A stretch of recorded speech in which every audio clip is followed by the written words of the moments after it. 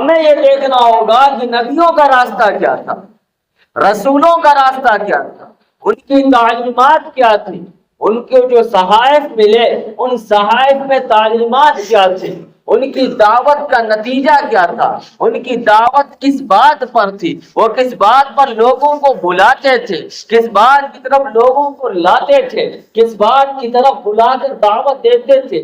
اور اس کے علاوہ محمد عربی صلی اللہ علیہ وسلم جو آخری نبی ہے، آخری رسول ہے، ان کے بعد کوئی نبی نہیں ہے۔ لا نبی بعدی وانا خاتم النبیین، میرے بعد کوئی نبی نہیں ہے، میں نبوت کو ختم کرنے والا ہوں، نبوت کا دروازہ بند ہو چکا ہے، اب صرف قیامت آنے والی ہے۔ تو ہمیں یہ دیکھنا ہے کہ محمد عربی صلی اللہ علیہ وسلم کی دعوت، محمد صلی اللہ علیہ وسلم کی محنت کا نتیجہ کیا اور کس بات پر ان کی محنت اور ان کے متبعین، ان کے ماننے والے، ان کے رفقا کس راستے کو اختیار کیا جس کی وجہ سے وہ چل کر پھر آج تک ان کا نام زندہ ہے۔ اللہ تبارک تعالیٰ نے انسانوں کو زندگی گزارنے کے بارے میں ایک طریقہ بتا دیا اور یہ بھی بتا دیا کہ دو راستے ہیں۔ ایک وہ راستہ ہے جو اللہ کا بتایا ہوا ہے، انبیاء، رسول، مرسلین، پیغمبر اس راستے کو لے کر آئے اور اس راستے پر چلنے پر انعامات ہیں، اللہ کی مغفرت کے وعدے ہیں، اللہ کی رضا کا پروانہ ہے۔ ایک وہ راستہ ہے جس پر چلنے سے انسان جنت تو چھوڑ دو، جنت کی خوشبو بھی نہ میسر ہو۔ یہ وہ راستہ ہے جو شیطان کا راستہ ہے۔ اس راستے پر ہم چلتے رہے تو آخرکار جہنم کے گڑھے میں جا کے گر جائیں۔ یہ وہ راستہ ہے جو شیطان اور اس کے متبعین کا راستہ ہے، جس پر چلنے سے اللہ کی ناراضگی، جہنم میں داخلہ اور پھر اس کے عذابات کا سہنا، اس کے عذابات کو برداشت کرنا، اللہ کی ناراضگی کو مول لینا اور پھر اس کے ساتھ ساتھ یہ کہ جہنم میں پڑے رہنا۔ یہ وہ راستہ۔ اب یہ دو راستے، ایک نبیوں اور رسولوں والا راستہ، ایک شیطان اور اس کی اتباع کرنے والوں کا راستہ۔ اب ہمیں اختیار دیا گیا ہے، اللہ تعالیٰ نے ہمیں عقل سلیم عطا فرمائی ہے کہ ہم اپنے عقل سے، اپنے آپ سے یہ سوچیں کہ ہم کون سا راستہ اختیار کریں جو ہمیں دنیا میں بھی ترقی دلائے اور آخرت میں بھی ترقی دلائے، اور کس راستے کو ہم نہ اختیار کریں جس کی وجہ سے دنیا کے اندر بھی ذلت و رسوائی ہمارا مقدر بنے اور آخرت میں بھی ہمارا ذلت و رسوائی ہمارا مقدر بن جائے۔ سب سے بڑی بات یہ کہ اللہ ناراض ہو جائے، یہ ہمیں اور آپ کو اختیار ہے۔ اب اس راستے کی پہچان کے لیے ہمیں نبیوں کی تعلیمات پر غور کرنا ہوگا، جس راستے پر چلنے سے اللہ کی رضا ملے۔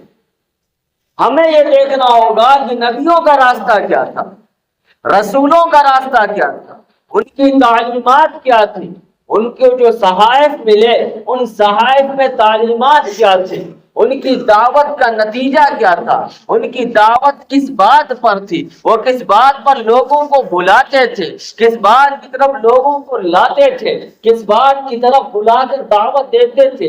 اور اس کے علاوہ محمد عربی صلی اللہ علیہ وسلم جو آخری نبی ہے، آخری رسول ہے، ان کے بعد کوئی نبی نہیں ہے۔ لا نبی بعدی وانا خاتم النبیین، میرے بعد کوئی نبی نہیں ہے، میں نبوت کو ختم کرنے والا ہوں، نبوت نبوت کا دروازہ بند ہو چکا ہے، اب صرف قیامت آنے والی ہے۔ تو ہمیں یہ دیکھنا ہے کہ محمد عربی صلی اللہ علیہ وسلم کی دعوت، محمد صلی اللہ علیہ وسلم کی محنت کا نتیجہ کیا اور کس بات پر ان کی محنت اور ان کے متبعین، ان کے ماننے والے، ان کے رفقا کس راستے کو اختیار کیا جس کی وجہ سے وہ چل کر پھر آج تک ان کا نام زندہ ہے۔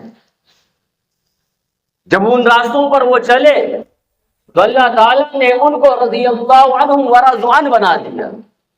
اللہ تعالیٰ نے ان کو ان کی رضا کا پروانہ جاری کر دیا، دنیا میں ان کے بارے میں اولئک هم المفلحون فرما دیا، دنیا میں ان کے بارے میں اولئک هم الراشدون فرما دیا، دنیا میں ان کے بارے میں اولئک هم المهتدون فرما دیا کہ یہی لوگ ہیں جو ہدایت یافتہ ہیں، یہی لوگ ہیں جو رشد و ہدایت کو پانے والے ہیں، یہی لوگ ہیں جو کامیاب ہیں۔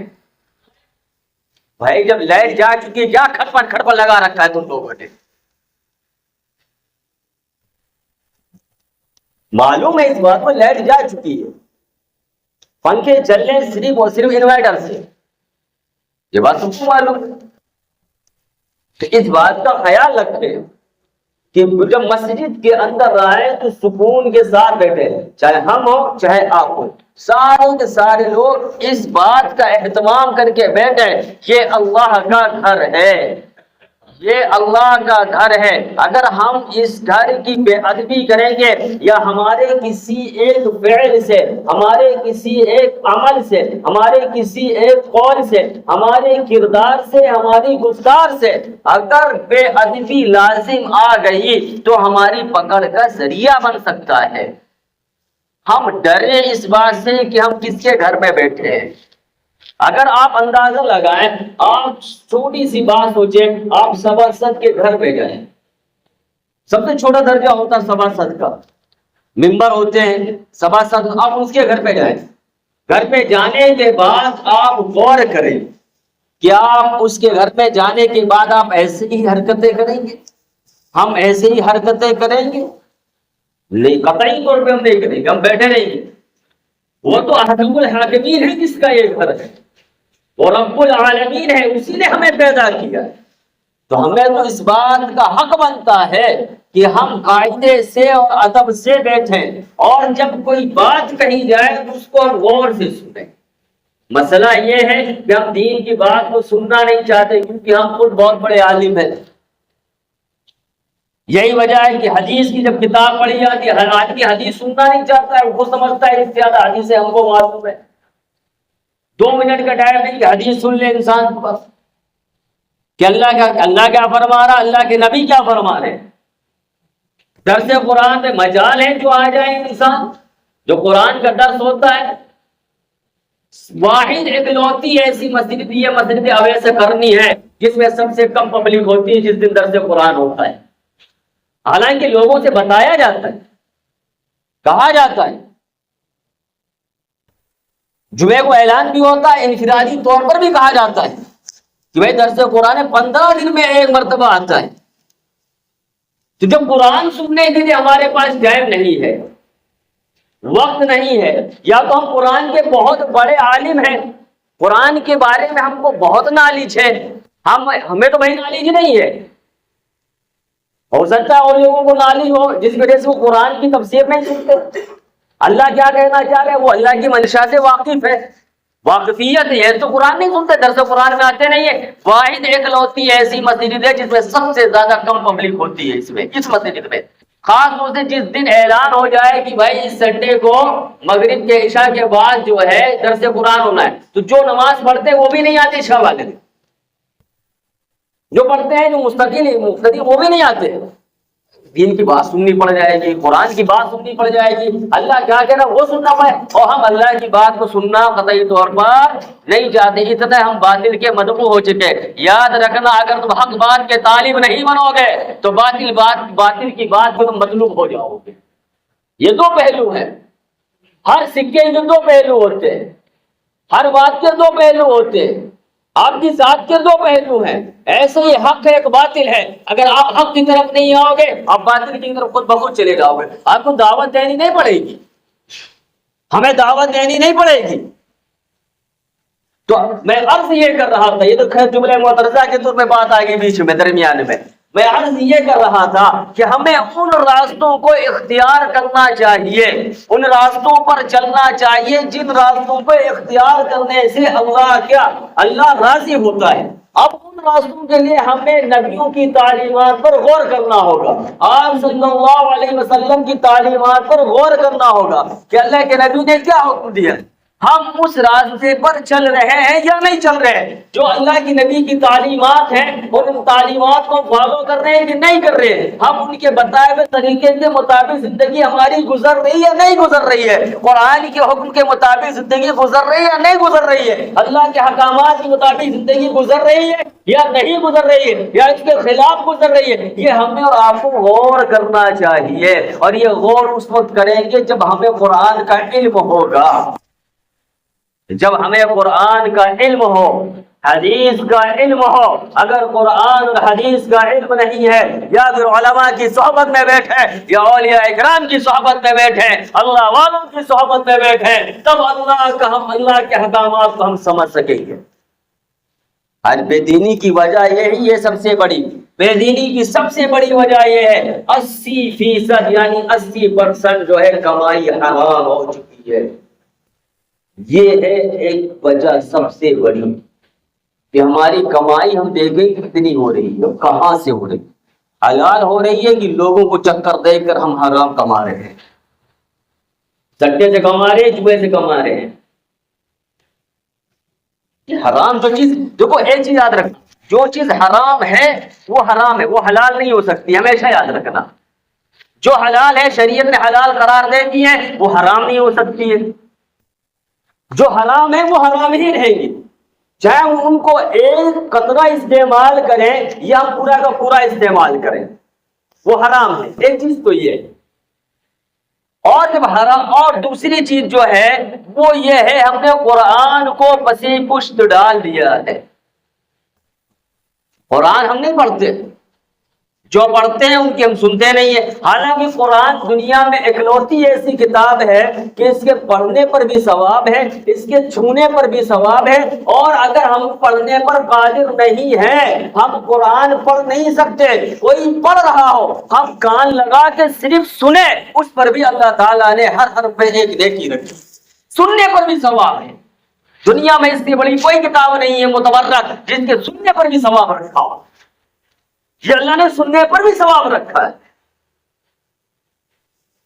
تو ہم اپنی حرام چیزوں پر غور کریں۔ بے دینی کی ایک سب سے بڑی وجہ یہ ہے۔ تیسری وجہ یہ ہے کہ وہ علماء کے پاس نہیں بیٹھتے، اللہ والوں کی صحبت میں نہیں بیٹھتے۔ آج ہماری صحبتیں خراب ہو چکی ہیں، ہمارا اٹھنا بیٹھنا خراب ہو چکا ہے۔ ہم کن کے ساتھ اٹھ رہے ہیں، بیٹھ رہے ہیں، ہم ان سے کیا حاصل کر رہے ہیں؟ ہم جن کے ساتھ بیٹھیں گے اٹھیں گے انہی کی جیسے ہی اثرات ہمارے اندر مرتب ہوں گے۔ صحبت صالح ترا صالح کند و صحبت طالح ترا طالح کند۔ شیخ سعدی رحمۃ اللہ علیہ فرماتے ہیں کہ نیکوں کی صحبت تجھ کو نیک بنا دے گی اور بروں کی صحبت تجھ کو برا بنا دے گی۔ اگر ہم بروں کے ساتھ بیٹھ رہے ہیں تو ہم اپنی بیٹھنے والوں کے ساتھ دیکھیں ہماری مجلس کس کے ساتھ ہے، ہم کس کے ساتھ بیٹھتے، ہماری کمائی کے ذریعے کیا ہیں، ہمارے گھروں میں کون سے ایسے ذریعے ہیں جو ہمارے گھروں میں حرام طریقے سے وہ چیزیں آ رہی جو نہ آنی چاہیے، جو ہم حرام چیزوں کو استعمال کرتے ہیں۔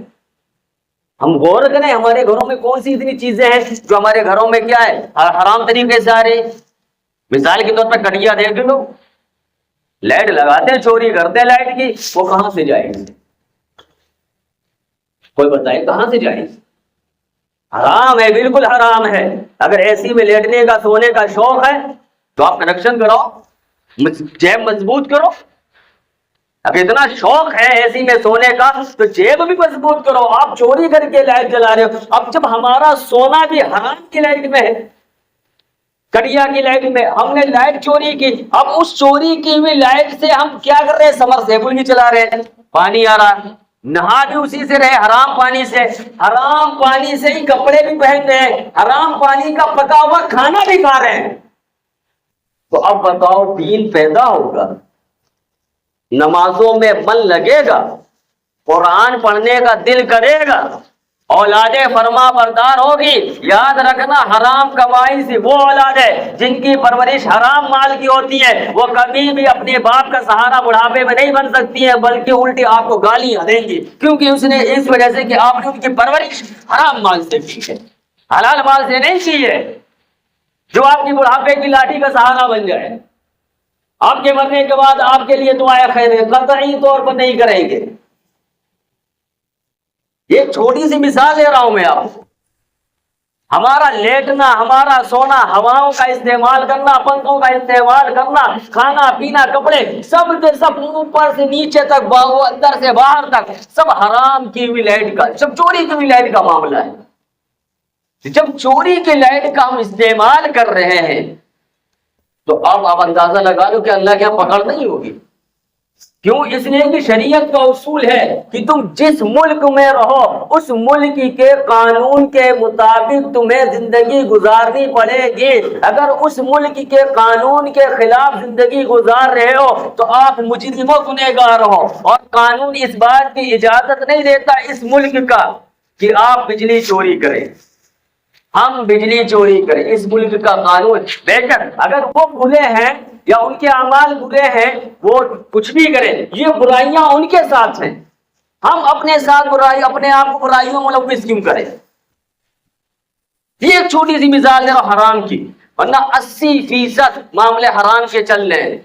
ہم غور کریں، فکر کریں اپنے بارے میں، اپنے گھر والوں کے بارے میں۔ اگر ہم فکر نہیں کریں گے، آپ فکر نہیں کریں گے، تو پھر کوئی دوسرا فکر کرنے والا پیدا نہیں ہے۔ اس بارے میں بالکل غور کریں کہ ہم کہاں جا رہے ہیں، اپنی مسجدوں کو ہم آباد کریں۔